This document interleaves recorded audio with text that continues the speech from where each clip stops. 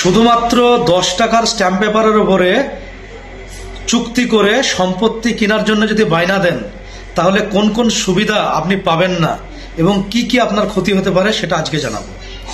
প্রথম কথা হলো, আপনি যখন 10 টাকার বা 100 টাকার একটা স্ট্যাম্পের উপরে সম্পত্তি কিনবেন, তখন যে বিক্রেতা, সেই বিক্রেতা যদি অন্য জায়গায় সম্পত্তি বেশি দাম পেয়ে বিক্রি করে দেয়, তাহলে সেই সম্পত্তির মালিক হয়ে যাবে দ্বিতীয় ক্রেতা, সেই সম্পত্তির মালিক হয়ে যাবে সে। এবং আপনি যখন কোর্টে যাবেন, আপনি সেই টাকা তো আদায়ের জন্য কোর্টকে বলতে পারবেন, কিন্তু সেই সম্পত্তিটা আদায় করতে পারবেন না। তার কারণ হচ্ছে আপনার কাছে বায়নানামা রেজিস্ট্রি ছিল না। দ্বিতীয় ক্রেতা কোর্টে গিয়ে বলবে আমি হলাম বোনাফাইড পারচেজার, মানে সৎ ক্রেতা। সে জানতো না যে ওই সম্পত্তি কারো সঙ্গে চুক্তি হয়েছিল। নাম্বার 1। নাম্বার 2 হচ্ছে, যদি আপনি বায়নানামা রেজিস্ট্রি করান, তাহলে ওই দ্বিতীয় ক্রেতা কোর্টে এই কথা বলতে পারবে না। কোর্ট তখন তাকে বলবে বা তাকে প্রশ্ন করবে যে আপনার কাছে কনস্ট্রাকটিভ নোটিশ ছিল, আপনি জেনে শুনে কিনেছেন, সুতরাং আপনি সৎ ক্রেতা নন। তার কারণ হচ্ছে যে বায়নানামা রেজিস্ট্রি করা আছে।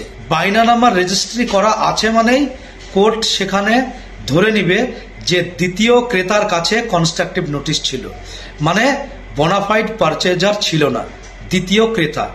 সেই ক্ষেত্রে কি হবে, যদি আপনার বায়নানামা রেজিস্ট্রেশন করা থাকে, তাহলে আপনার জেতার সম্ভাবনা 90% বেড়ে যায়। এবং আরেকটা বিষয় হচ্ছে কি, যদি আপনি সম্পত্তি কেনার জন্য সেই সম্পত্তির দখল নিয়ে থাকেন এবং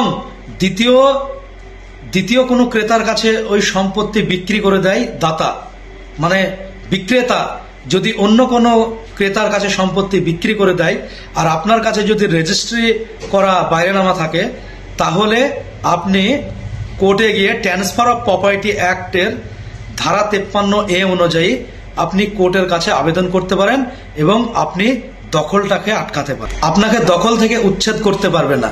আপনি ওই ধারা প্রয়োগ করতে পারবেন, ট্রান্সফার অফ প্রপার্টি অ্যাক্ট ধারা 53A, সম্পত্তি হস্তান্তর অধিনিয়ম ধারা 53A অনুযায়ী আপনি আপনার দখলকে আটকাতে পারবেন ওই ধারার মাধ্যমে।